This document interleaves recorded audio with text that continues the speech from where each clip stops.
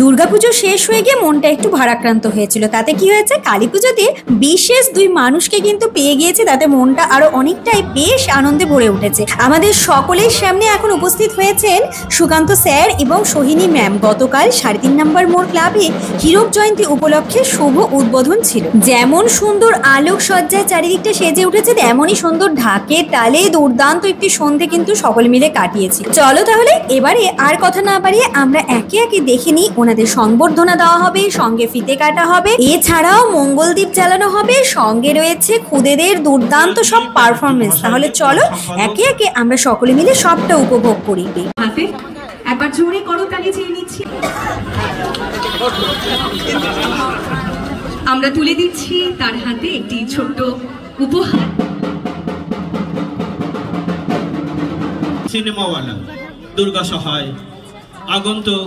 ঘাটে আমার এই নিয়ে তৃতীয়বার আসা, কিন্তু সবসময় যখনই এই 3 বার এসেছি খুব অল্প সময়ের জন্য এসেছি। সত্যি কথাই বলি, এমন নয় যে 3 দিন থাকতে পেরেছি, একটু বালুঘাট ঘুরে দেখতে পেরেছি। পরবর্তীকালে একই জায়গায় থাকতে শুরু করলো। আর কলিযুগে বলা হয় একই মানুষের শরীরের মধ্যে কোথাও থাকেন দৈত্য বা অসুরও থাকে।